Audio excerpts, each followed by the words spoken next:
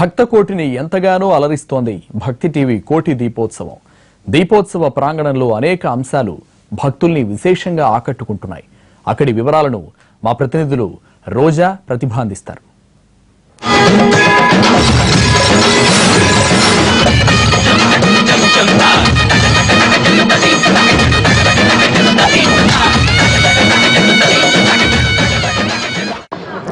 NTV భక్తి TV కలిసి సంయుక్తంగా నిర్వహిస్తున్న కోటి దీపోత్సవ వేడుక 15వ రోజుకు చేరుకుంది. ఈ 15 రోజులుగా భక్తుల నుంచి విశేషమైన స్పందన వస్తోంది. రోజు వేల మంది భక్తులు ఈ ప్రాంగణానికి చేరుకుని ఆ శివుడిని ఆరాధిస్తూ ఉన్నారు. మరి అందరిది ఒకే మాట ఏమిటంటే, మనం జనారణ్యంలో ఉన్నామా, నగర నడి మధ్యలో ఉన్నామా, లేక శివుని నివాసమైన కైలాసంలో ఉన్నామా అనేది. నిజంగా వాళ్ళకి ఎందుకు అలాంటి అనుభూతి కలిగింది అనే దానికి ఉదాహరణగా మనం ఈ ప్రధాన వేదికను చూపించవచ్చు. తెలుపు నీలి రంగులు కలబోసిన ఈ వేదిక ప్రతి ఒక్కరిని కూడా ఎంతగానో అలరిస్తోంది అనడానికి ఎలాంటి అతిశయోక్తి లేదు. ఇప్పుడు మీరు చూస్తున్నారు కదా, నేను పైనుంచి కిందకి దిగుతూ ఉన్నాను. అటు ఇటు కూడా ఇలాంటి మెట్ల మార్గాన్ని ఏర్పాటు చేసి ప్రతి మెట్టుకి అటు ఇటు కూడా దీపాలను అరేంజ్ చేయడం జరిగింది.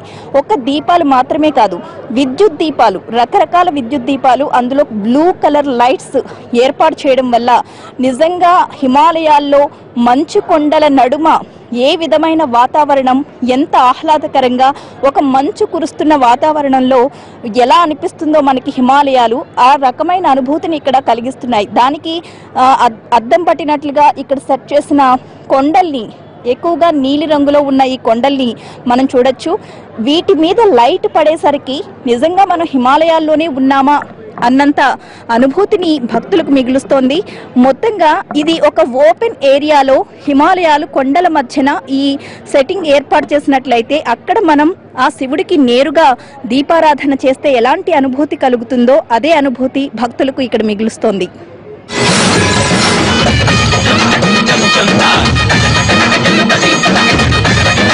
మొత్తానికి దీప కాంతుల నడుమ, విద్యుత్ కాంతుల నడుమ ఈ ప్రాంతం అంతా కూడా హిమగిరిని తలపిస్తుంది. చూస్తున్నారు కదా, నా వెనుక ఒక పెద్ద శివుడి రూపాన్ని ప్రతిష్ఠించడం జరిగింది. ఆ శివుడు ఎలా ఉన్నారంటే, చూడ్డానికి హిమగిరుల మధ్య, మంచు కొండల మధ్య తపస్సు చేస్తూ ఉంటే ఎంత ప్రశాంతమైన వాతావరణంలో శివుడు కూర్చుని తపస్సు చేసుకుంటున్నాడా అన్నంతగా భక్తులకి ఆహ్లాదాన్ని కలిగిస్తూ ఉంటుంది ఈ శివలింగం.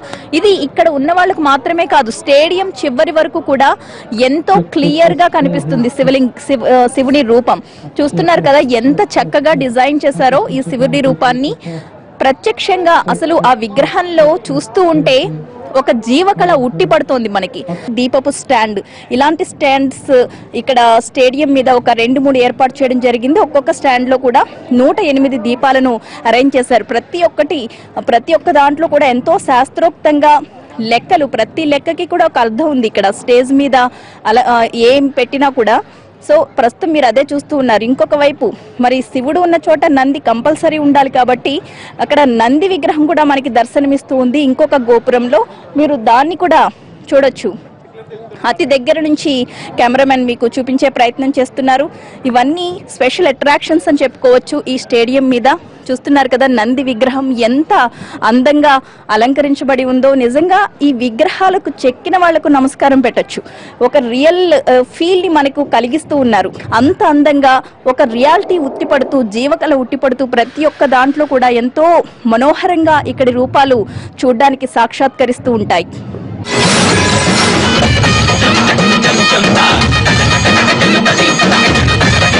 స్టేజ్ నంతటిని ఇంత సుందరంగా అలంకరించడానికి కేవలం ఎన్టీవీ బృంద సభ్యులే కాకుండా బయట నుంచి కూడా వాలంటీర్స్ తమంతట తాము ఈ వేడుకలో మేము భాగమవుతాం అంటూ ఇక్కడికి విచ్చేసి సేవలు అందిస్తూ ఉంటారు. మరి మనతో పాటు అలాంటి వాలంటీర్ ఒక ఆయన ఉన్నారు. ఆయన అడిగి అసలు ఈ అలంకరణ ఎప్పటి నుంచి ప్రారంభించారు, ఎంత టైం పడుతుంది స్టేజ్ మొత్తం అలంకరించడానికి అనేది తెలుసుకుందాం. మీ పేరండి? నా పేరు మణికంఠ అండి. గత 4 ఇయర్స్ నుంచి వస్తున్నాను. మేము వారస్గూడ నుంచి వస్తున్నాము. మా గ్రూప్ వచ్చేసి 25 మంది ఉంటుందండి. 2 వరకు ఇక్కడ ఉండేసి మొత్తము 5 o'clock వరకు అలా అప్పచెప్పేటట్టు చూస్తాం మ్యాక్సిమమ్. ఒకవేళ ఒక్కొక్కసారి 6 కూడా అవుతుంది. అట్లా ఆల్మోస్ట్ టైం వరకు ఈ మొత్తం ఈ వేదికను అలంకరించడానికి 4 hours పడుతుంది. 4 hours పడుతుంది ఇంత మందితోనే. 25 మంది సభ్యులు మా తరఫు నుంచి.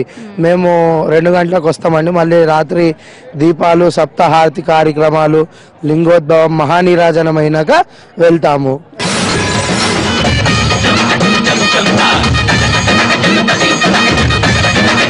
నయన మనోహరమైన నంది విగ్రహాన్ని చూసాం కదా. దాని తరువాత మనం చెప్పుకోవాల్సింది స్టేజ్ కి కుడి పక్కన ఉన్న శివలింగాన్ని. ఇందాక మనం శివుడిని మధ్యలో చూసాం, ఎడమ పక్క నంది విగ్రహాన్ని చూసాం. ఇప్పుడు మీరు చూస్తున్నది స్టేజ్ కి కుడి పక్కన ఉన్న శివలింగం.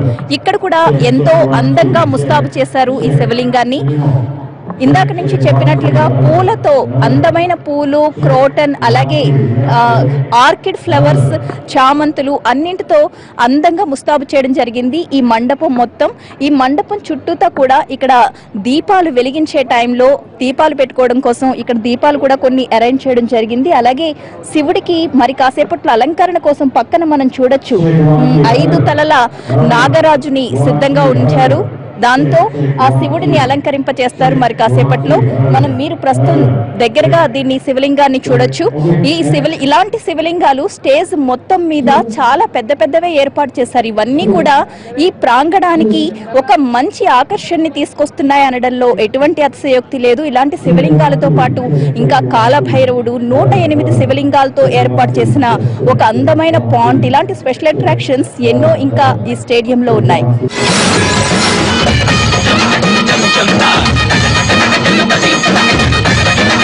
స్టేజ్ మీదకి రావడానికి స్వాగత ద్వారాన్ని ఒకసారి పరిశీలించండి. ఎంత అందంగా గులాబీలు, బంతులు, చామంతులు, ఎన్నో ఆర్కిడ్ ఫ్లవర్స్, తులిప్ ఫ్లవర్స్, ఇంకా రకరకాల పువ్వులు. మనం అసలు ఇలాంటి ఫ్లవర్స్ చాలా పెద్ద పెద్ద వివిఐపి వాళ్ళ వివాహాల్లో మాత్రమే చూడగలుగుతాం. అలాంటిది ఇలాంటి ఉత్సవానికి కూడా ఎంతో కష్టపడి ఎక్కడా కూడా దేనికి కూడా తక్కువ కాకుండా చాలా అందమైన ఫ్లవర్స్ ని ఇక్కడికి తీసుకొచ్చి డిజైన్ చేశారు. కొన్ని ట్రక్కుల పువ్వులు రోజు ఇక్కడికి వస్తూ ఉంటాయి. అందంగా మనకి చూపించడం జరిగింది. మీరు చూస్తున్నారు కదా, వీటిని మొగలి రేకులు అని అంటారు. చాలా సువాసనలు వెదజల్లుతూ ఉంటాయి. ఇవి మనకి తెలుసు, ఇవి ఎంత సువాసనలు వెదజల్లుతాయంటే చాలా పాములు కూడా ఉంటాయి, మొగలి తుప్పల్లోకి వెళ్ళకూడదు అని చెప్తూ ఉంటారు. ఈ ప్రాంగణంలోకి ఎంటర్ అవ్వగానే ఎంత సువాసనలు వెదజల్లుతూ ఉంటాయంటే ఏ రకమైన స్ప్రేస్ కూడా అంతటి సువాసనలు ఇవ్వలేవు. మొత్తం ఎన్టీఆర్ స్టేడియం మొత్తం కూడా పువ్వులతో గుబాళిస్తూ ఉంటుంది, పువ్వుల సువాసనలతో. అన్ని రకాల పూలను ఇక్కడ పొందుపరచడం జరిగింది. ఈ పువ్వులతోనే ఇక్కడ మనం చూడొచ్చు ఒక ఏనుగుని ఎంత మనోహరంగా అలంకరించారు. పసుపు చామంతులు, అలాగే ఎరుపు గులాబీలతో చాలా అందంగా, చూడముచ్చటగా, చాలా ముద్దుగా ఉంది ఇక్కడ ఏనుగు. స్వాగత ద్వారానికి అటు ఇటు కూడా ఇలాంటి ఏనుగుల్ని 2 ఏర్పాటు చేయడం జరిగింది.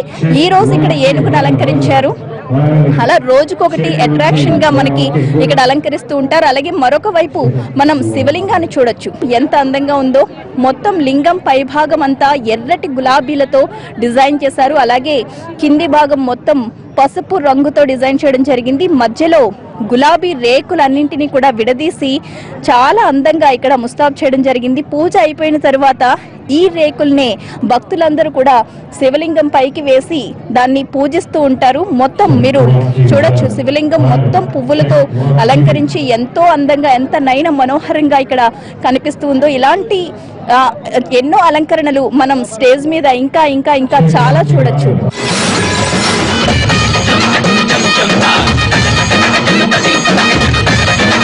ఈ స్టేడియంలో మరొక అపురూపాన్ని చూపించబోతున్నాను ఇప్పుడు మీకు. అమ్మవారిని మనం సాధారణంగా చూస్తూ ఉంటాం, రకరకాల పట్టు చీరలతో అలంకరిస్తూ ఉంటారు. అలాగే బెజవాడలో దేవీ నవరాత్రుల ఉత్సవాల్లో కూరగాయలతో అలంకరిస్తారు, పళ్లతో అలంకరిస్తారు, ఇంకా చాలా రకాలుగా మనం చూస్తాం. కానీ ఇక్కడ మీరు గాజులతో అలంకరించబడ్డ అమ్మవారిని చూడొచ్చు. అలంకరణ అనే కంటే కూడా గాజులతోనే ఆ అమ్మవారి రూపాన్ని ఇక్కడ తీర్చిదిద్దారని చెప్పొచ్చు.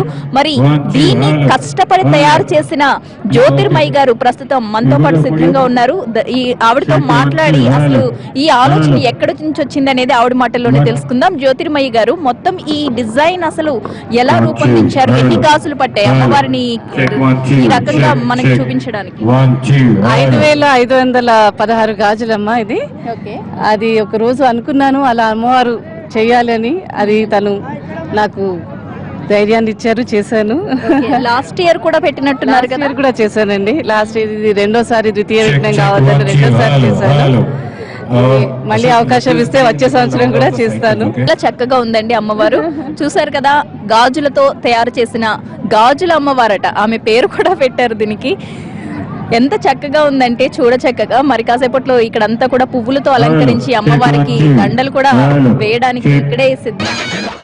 శివునికి అత్యంత ప్రీతిపాత్రమైన మాసం కార్తీక మాసం. కార్తీక మాసం వచ్చిందంటే ఎన్టీఆర్ స్టేడియం శివభక్తులతో శివనామ స్మరణతో మారుమోగిపోతూ ఉంటుంది. ఈ రోజు 15వ రోజు అత్యంత వైభవోపేతంగా ఎన్టీఆర్ స్టేడియంలో భక్తి టీవీ, ఎన్టీవీ సంయుక్తంగా నిర్వహిస్తున్నటువంటి కోటి దీపోత్సవ కార్యక్రమానికి వేలాదిగా భక్తులు తరలి వచ్చారు.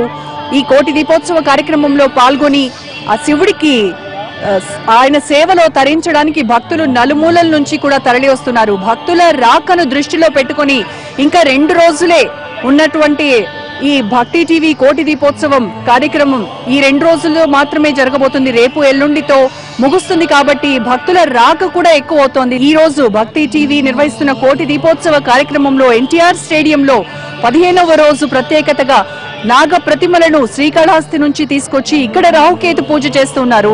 స్వయంగా భక్తులందరూ కూడాను ఒకేసారి సామూహికంగా ఈ రాహుకేతు పూజలు నిర్వహించడం చాలా ఆనందదాయకమైనటువంటి విషయం అని చెప్తూ ఉన్నారు.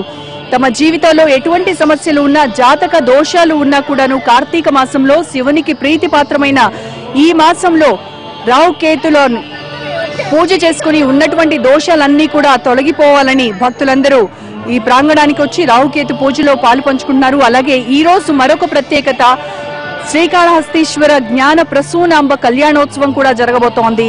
దేవదేవుల కళ్యాణం, ఒక్కరు కాదు, ఇద్దరు కాదు, ఆల్మోస్ట్ అందరి దేవుళ్ల కళ్యాణాలు కోటి దీపోత్సవ ప్రాంగణంలో జరగడము అత్యంత విశేషంగా, చాలా కన్నుల పండుగగా భక్తులందరూ కూడాను ఎంతో ఆనందంగా ఈ కళ్యాణోత్సవాల్ని తిలకిస్తూ ఉన్నారు. ఇప్పటికే యాదాద్రి లక్ష్మీ నరసింహ, అలాగే జోగులాంబ, టీటీడీ నుంచి వెంకటేశ్వర స్వామి, భద్రాచలం నుంచి సీతారామచంద్ర స్వామి వీరందరూ కూడా కళ్యాణోత్సవాలకై తరలి వచ్చి కోటి దీపోత్సవ ప్రాంగణంలో భక్తులందరి సమక్షంలో కళ్యాణోత్సవాన్ని నిర్వహించుకున్నారు. ఎంతో ఆనందదాయకమైనటువంటి ఈ కళ్యాణాలన్నీ తిలకించడం భక్తులు చాలా పూర్వజన్మ సుకృతంగా చెప్తూ ఉన్నారు. అందరు భక్తులు స్వచ్ఛందంగా చౌకీల దగ్గర ఏర్పాటు చేసినటువంటి ఈ దివ్వెలను, దీపాలను, ప్రమిదలను వీటన్నింటినీ చాలా అందంగా తీర్చిదిద్దుతూ ఉన్నారు. పూలతో అలంకరిస్తూ ఉన్నారు. ప్రతి చౌకీ దగ్గర కూడా ఒక శివలింగం మనకు కనబడుతూ ఉంది. వాటితో పాటు నాగ ప్రతిమలు, ఈ రోజు రాహుకేతు పూజ కాబట్టి నాగ ప్రతిమలను కూడా ఏర్పాటు చేశారు. వాటన్నిటికీ మరి కాసేపట్లో రాహుకేతు పూజ ప్రారంభమవుతోంది. తమ తమ జాతక దోషాలు, అలాగే జీవితంలో ఉన్నటువంటి సమస్యలు, ఇబ్బందులు వీటన్నింటినీ కూడా ఈ కోటి దీపోత్సవ ప్రాంగణంలో జరుగుతున్నటువంటి ఈ రాహుకేతు పూజ ద్వారా వాళ్ళ జీవితంలో ఉన్నటువంటి సమస్యలను తొలగించుకోవడానికి భక్తులందరూ కూడాను కోటి దీపోత్సవ ప్రాంగణానికి వస్తూ ఉన్నారు. భక్తుల సంఖ్య రోజు రోజుకు పెరుగుతోంది. ఈ సంఖ్యను దృష్టిలో పెట్టుకొని కోటి దీపోత్సవం నిర్వహిస్తున్న భక్తి టీవీ అనేక ఏర్పాట్లు చేసింది. ఈ రోజు చౌకీల సంఖ్యను కూడా పెంచింది. చాలా ఆనందంగా భక్తులందరూ కూడా కోటి దీపోత్సవ ప్రాంగణానికి తరలి వచ్చి ఈ రాహుకేతు పూజలో ఈ కోటి దీపోత్సవ ప్రాంగణంలో మనం ప్రతిరోజు కూడా రకరకాల ముగ్గుల డిజైన్లు మనం చూస్తూ ఉన్నాం. ఆ ముగ్గులన్నింటినీ కూడా ఎంతో చక్కగా అనేక రకాలైన పువ్వులతో అలంకరిస్తూ ఉన్నారు. అయితే ఇవి కేవలం ముగ్గులు మాత్రమే కాదండి, ప్రతి ముగ్గు వెనకాల కూడా ఒక అర్థం, పరమార్థం ఉన్నాయి. ఒక్కొక్క రోజు ఒక్కొక్క డిజైన్ ఇక్కడ ఏర్పాటు చేస్తూ ఉంటారు. అలాగే ప్రతిరోజు వేదిక మీద ఏదైతే దేవుడికి కళ్యాణం చేస్తారో వేదిక ముందు భాగంలో కూడా ఆ దేవుడి యొక్క ప్రతిరూపాన్ని ముగ్గు రూపంలో అలంకరిస్తూ ఉంటారు. మరి ఇప్పుడు మీరు లైవ్ లో చూస్తున్న ఈ ముగ్గు యొక్క అసలు అంతరార్థం ఏంటి, దీని వెనుక ఉద్దేశం ఏంటి, ఈ రోజు ఈ డిజైన్ గీయడానికి కారణం ఏంటి, దీని రూపకర్తలతో మాట్లాడదాం. అమ్మ, మీ పేరు? జ్యోత్స్న. నా పేరు జ్యోత్స్న గారు. ఇక్కడ ప్రతిరోజు కూడా ఒక వెరైటీ ముగ్గు వేసి అలంకరిస్తూ ఉన్నారు. ప్రతిదానికి కూడా మీరు రోజు చెప్తూ ఉన్నారు. మరి ఈ రోజు ఈ ముగ్గు ఏంటి? వారాహి యంత్రం. ఇది వారాహి యంత్రం. అమ్మవారికి, లలితమ్మవారికి ఇది వారాహి యంత్రం అమ్మ. ఇది శ్రీ విద్యకు సంబంధించిన చక్రాస్ మేము వేసేయి ముగ్గులన్నీ కూడా శ్రీ విద్యకు సంబంధించిన చక్రాస్ వేస్తున్నాం. ఈ వారాహి యంత్రం, ఈ వారాహి మాత లలిత అమ్మవారికి దండనాయకి, ఆవిడకి సంబంధించిన యంత్రం ఇది. రంగులకి కూడా ఏమైనా అర్థం ఉందా, లేక కేవలం అలంకరణ కోసం మాత్రమే ఇలా కలర్స్ అరేంజ్ చేయడం జరిగిందా? అమ్మ ఇవి ఆవిడ వారాహి మాతకి వైలెట్ ఎక్కువ ఇష్టము. ఇవి కలర్స్ కోసమే మేము అరేంజ్ చేసాం. యాక్చువల్లీ ఆవిడ యంత్రానికి మేము పూజ చేస్తాము. ఆ యంత్రంలో ఇలా మా గురువు గారు ఏం చెప్పారంటే, ఇలా అందరినీ ఆకర్షించడానికి ఫ్లవర్స్తో డెకరేషన్ చేసుకుంటే చాలా ఆకర్షణ శక్తి ఉంటుంది. పువ్వులు చైతన్యానికి సంకేతము, అందుకని పువ్వులతో అలంకరించుకుంటే అమ్మవారి చైతన్యం మనలో ప్రవేశిస్తుంది. ఈ వారాహి అమ్మవారు ఆరోగ్య సమస్యలకి చాలా ముఖ్యం. అనారోగ్యంతో బాధపడే వాళ్ళకి ఈవిడ చాలా హెల్ప్ చేస్తారు. ముగ్గు వేయడంలో కానీ ఎక్కడ చిన్న వంకర్ టింకర్ లేకుండా చాలా అద్భుతంగా ఉందండి. థ్యాంక్ యూ ఉమా గారు. చూసారు కదా ఎంత చక్కగా ఇక్కడ దీన్ని రూపొందించడం జరిగిందో. వారాహి చక్రం అంటారట దీన్ని. రేపు ఇదే ప్లేస్ లో శ్రీ చక్రాన్ని గీయబోతున్నారు. అది రేపు చూద్దాం.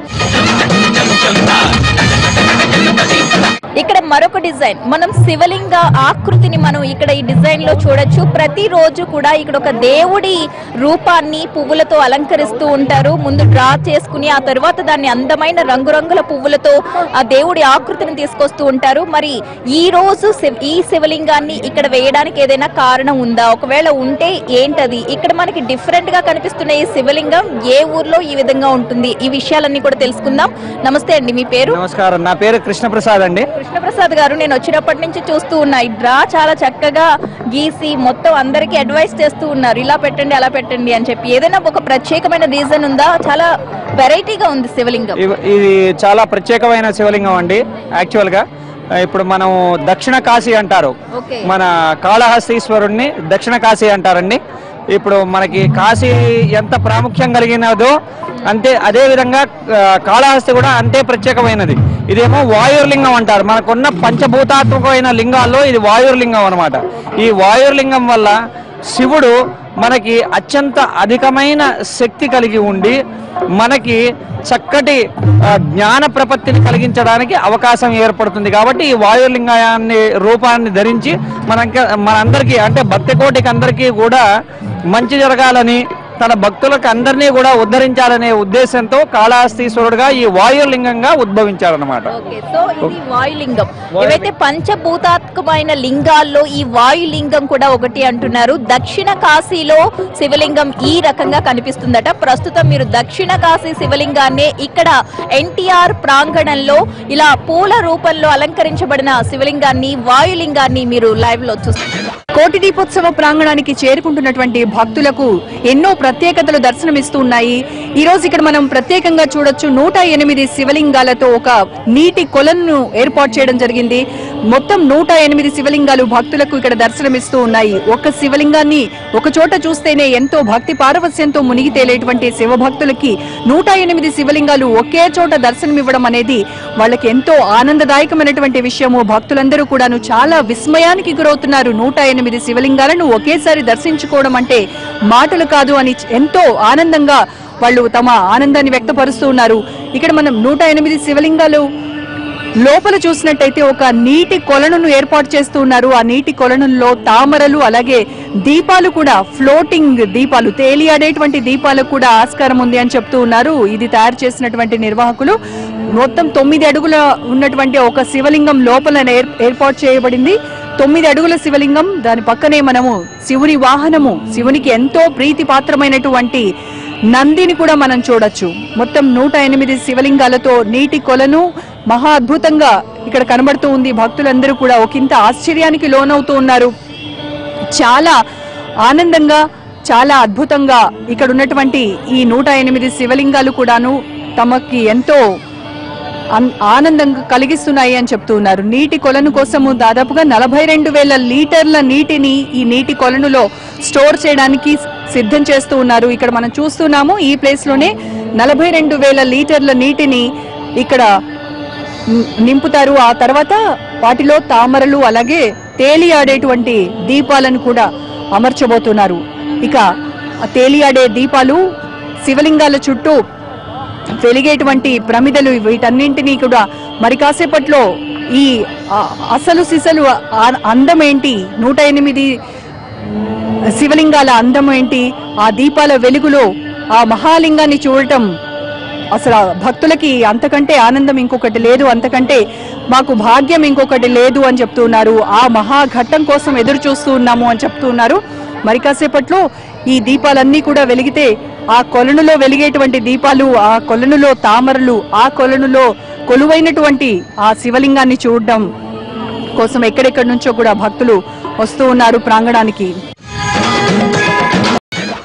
కోటి దీపోత్సవ ప్రాంగణంలో అడుగు పెట్టినటువంటి భక్తులకు ఇంకొక ప్రత్యేకమైన విశిష్టమైనటువంటి ఒక మహా శివలింగం దర్శనమిస్తూ ఉంది. ఇక్కడ 30 అడుగులతో ఏర్పాటు చేయబడినటువంటి ఈ శివలింగాన్ని చూడటానికి భక్తులకు 2 కళ్ళు సరిపోవడం లేదు. ఈ శివలింగం ఈసారి ప్రత్యేకతగా చెప్పుకోవచ్చు. కోటి దీపోత్సవం గత 4 సంవత్సరాలుగా జరుపుతున్న కోటి దీపోత్సవంలో లేని ప్రత్యేకతగా దీన్ని ప్రత్యేకంగా ఈసారి చెప్పుకోవచ్చు.